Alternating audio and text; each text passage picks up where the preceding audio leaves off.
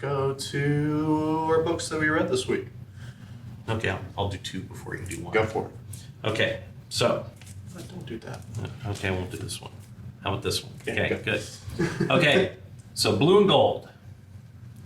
I was reading this book. I didn't even pay attention to who. I'm a Booster Gold Blue Beetle fan from, the 90s, just like a lot of people. They were the comedic duo. They're Laurel and Hardy. And so I picked this book up, and I was like, I'll give it a read. Again, supporting minor characters that they're going to give books to. Even though Batman and Superman both appeared in that, and Wonder Woman appeared in that book. But that's okay. Just for a moment. But I was reading it, and I'm like, man, this is so much fun. It's just a fun book. Booster and Beetle making fun, cracking jokes. And then, of course, I went back, who wrote this? And I was like, oh, it's Dan Jurgens. Well, yeah, he used to write those characters back in the 90s. So he knows his material. Yeah. The art's pretty decent. The story's fun.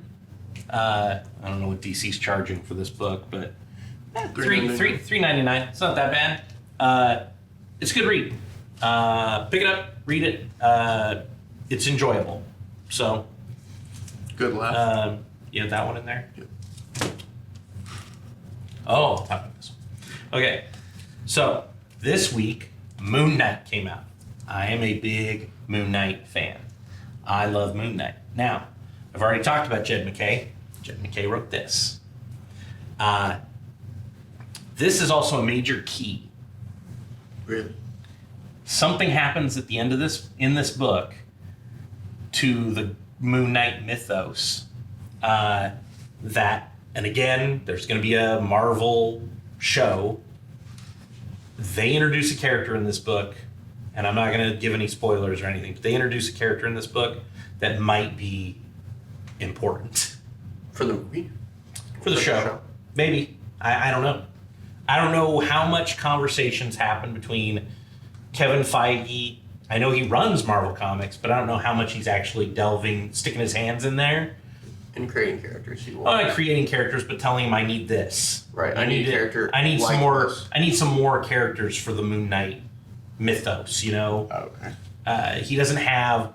When you try to name the Moon Knight Rogues Gallery, like Batman, you can name off 20 villains. Right. Spider-Man, 20 villains. When you go to Moon Knight, I don't know any. Well, I'm not. I haven't read this yet. It's on my list to read. But they introduced somebody in that. I think it's important. Based on reading it, I feel like it's important. I bought every cover I could get my hands on. There you go. Also, you have that dope cover coming. Yeah, from wherever that was from. BTC con. It shipped too. I got a ship notification. BTC, I think. Yeah, it's not a great story yet, but it's a good setup. It's a good setup for what might be happening, and like I said, a very important character I think in there. Right. Okay. Okay, so why don't you do one of these, and I'll put mine up too, and we'll talk about it at the same time. Nightwing. This book is always going to be in my 5. Whenever it comes out, it'll probably be in my 5 too.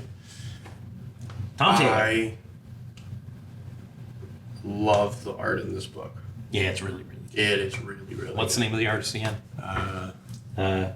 Redondo. Killing it. So good. And so's the coloring. And coloring is really good in this book. And this is just, since everyone should know now, this is a just kind of backstory or how this sister exists in the universe. Right.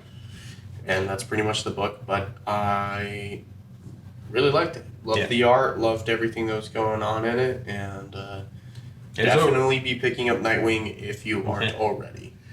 And you want to go back to issue 80 or 79. 78 or 79?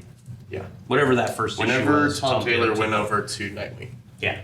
It's, again, like this book, it's just fun. Yeah, it's a fun book. You read it, it doesn't take you a million years to read it. It's a quick read, I feel.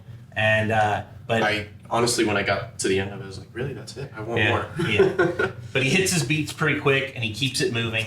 And I I did love, there is a scene in it where Nightwing's like, I need my mask back real quick because I need to talk to the people that are probably thinking that I need help. Yeah. And you do not want Batman and a ton of other people kicking down your door right now. Right. Yeah, it was. I mean, it was excellent. And if you don't have that on your pool list, I mean, that's a must for me. I mean, it's that good. Absolutely. I always look forward to picking that up at the end of the month. Or midway through the month. Let's do Siphon. Siphon. Number 1. New book. Interesting. It's interesting. Yeah. It intrigued me enough, the storyline. The art was okay. I didn't love it. It was a little wonky. Yeah. But who's the artist in this? Like Jeff Anderson or something like that, right?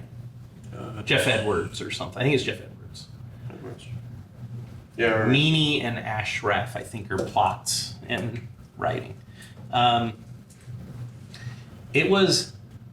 plot was interesting enough for me, and I don't want to give anything away. I think people should read it to get to what it is. But it's about a paramedic who gets a power. Yeah. It was the first part of it was kind of jarred me. I was like, wait, what's going on? Right. But then once you started reading it, you're like, oh, okay, got it. Right. But yeah, it was good, and I think you should give it a try. I mean, again, what's $3.99? What's the price on this? I think it's $3.99. But what company made this? Image. It's Image. Give it a try. I mean, there's tons of copies out there. Oh yeah, you'll be able to pick it up. You'll be able to pick it up right off the shelf. It's a number 1. They always sell it. But yeah, it was super interesting. I'm interested to see where it's enough where I tell my comic book guy I'm going to read issue number 2. So make sure you get me issue number 2. I'll let you do your last one. Okay. Over to me. So talking about that, the last of the Marvels. This has been an interesting story since about issue 20.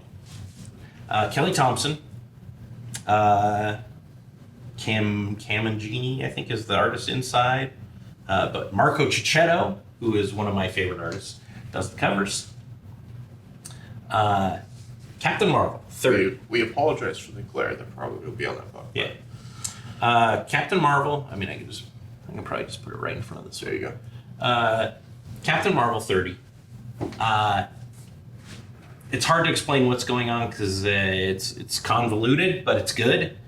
She kind of saw the future, and you kind of get Namor's. You get a lot of stuff. She's trying to gain a bunch of power to stop something from happening. I love how you just described that. It's convoluted, but good. Yeah, it's convoluted, but good. And it's also weird because she's like got 2 relationships kind of going on right now where she's sleeping with Doctor Strange, and Doctor Strange might be in love with her, but she's not in love with Doctor Strange. But she's also has a relationship with War Machine. Oh, okay. Roddy from Iron Man, and maybe they're both in love. Weird. It's weird, but it's good. And what's happening is isn't this the thing where she's trying to become the Sorcerer Supreme? Right. She's trying to get magic and stuff so she can stop something from happening because she's not powerful enough. Gotcha. I would give it a read. I mean, like I said, most of those issues, the early ones, I think there were some pricey ones in there because Ovi, which is the son of Namor, he shows up. Is that a first appearance? A future son of Namor. So it's his first appearance, like in there, like 23 or something like that. Mm-hmm. But they made like 4 or 5 printings. I can't remember how many, but you can get an issue. Yeah. It's easy enough to find. But it's a good read. And I'm not a huge Captain Marvel reader. Yeah, I didn't beg you for but she's had a bunch of series over the years, a lot of them, I think, written by Kelly Thompson. And it never really caught on for me. But these, man, the last 10 issues of this, awesome. So what else you got? Last one for me. One of my favorite books. I didn't read enough this week. So it was Radiant Black, issue number 6, Origin of the Red Radiant. Mm-hmm. Pretty much the book. Yep. It was just... Is she a good guy? Is she a bad guy? Right. And it's just kind of like Okay, I understand kind of her methodology and what she's doing, and it kind of makes you kind of appeal to her more, kind of being like, well, I don't know, kind of makes sense what she's doing. Like, if I was in her position, would I do the same thing? Right. Would I not? I don't know. She definitely does one thing in the book I would not do, but it was good. But, We'll talk about that after. Yeah. After. But yeah, those are my 3. Those were Hugh's 6. well, 5 and cover. 5 and cover. Yeah. But yeah,